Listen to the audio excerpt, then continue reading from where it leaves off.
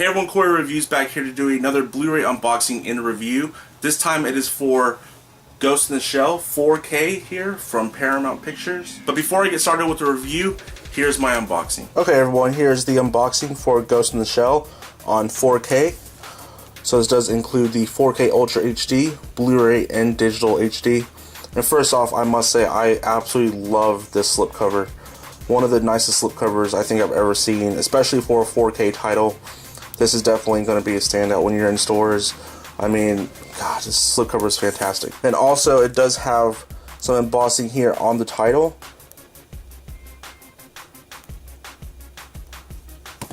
And the spine here.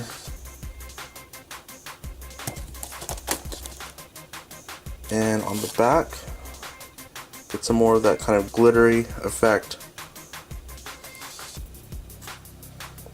And technical specs.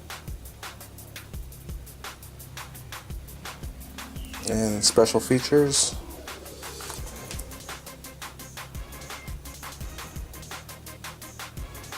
Alright, and side by side, it looks like it is going to be, again, the same all the way around.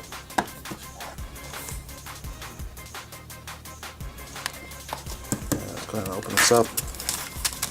You get your digital HD code on the inside, and you get the 2 discs. They're not it's not a recycle case, which is nice. There's no disc art, but that's fine.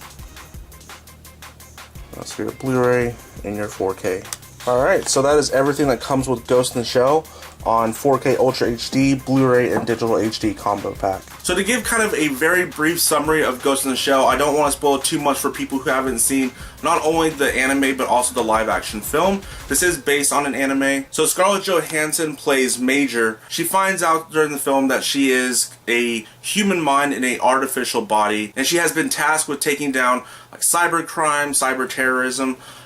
She's very skilled at what she does, but she wants to also know more of who she is. Like, she knows that, okay, so there is this human mind inside my artificial body. Well, so who is this my human brain in there? Is this someone else's? She wants to figure out what's going on. There's some twists and turns. There's some really cool action and some cool visuals. But again, I don't want to spoil too much for people who haven't seen the film. I was kind of mixed on this movie. I didn't love it, nor did I hate it. I was kind of somewhere in between. I was a little indifferent. First off, I mean, the performances all around are really great. And I know that some people kind of have been crapping on Scarlett Johansson, but you gotta understand that she's playing an AI, so she has to kind of have that very monotone presence throughout the film. That's understandable. But, you know, it was great to also see, like, Michael Pitt in here and Juliette Binoche. I love Juliette Binoche. It was nice to see her get a little bit more to do than she did, like, in Godzilla. She had, you know, a big franchise film with Godzilla, and she's barely in that. And she does have at least more to do in this film, which is really nice to see. The visuals as well. I mean, the visuals, I think, are what to really see this movie for. And if you're going to pick it up, definitely pick it up in 4K. The visuals are spectacular. I should have known that going in, because Rupert Sanders, who directed Snow White and the Huntsman, directed this. I actually really liked Snow White and the Huntsman. I thought that was quite an underrated film, and I think that he did a great job, again, at least with visuals, at least when it came down to the visuals, and really just setting up this visually grand world. He did that again here with Ghost in the Shell, but I will say that's probably where the strengths end.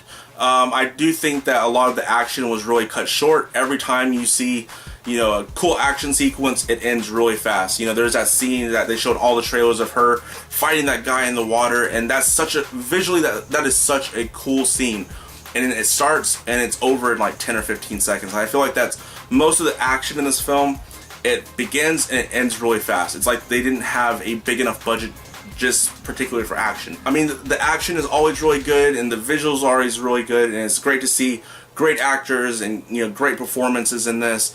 But that's really about it with the film. The setup to the story I thought was good, and the little twists and turns I thought were nice, but everything in between to me kind of felt a little flat. It's not a great movie, and it's not necessarily a bad movie either. It's something I would still say I would recommend. A lot of people that I know that have seen it, they either thought it was just alright or they actually liked it. So I think that it's definitely worth checking out. You know, if you want to buy it or rent it, but definitely check it out in 4K. You know, adding to the visuals, it's definitely reference quality. It's fantastic.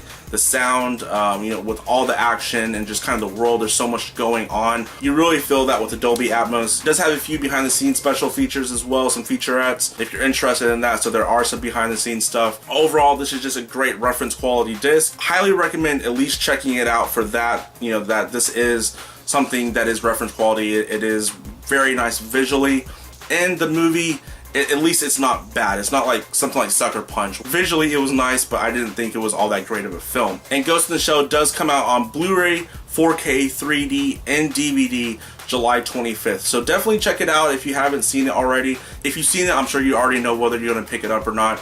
Also, I do know that Best Buy will have a really nice looking steelbook for the film as well. But what did you guys think of the live action Ghost in the Shell? And if you're going to pick this up, which edition are you going to get? So until next time, I'm Corey from Corey Reviews.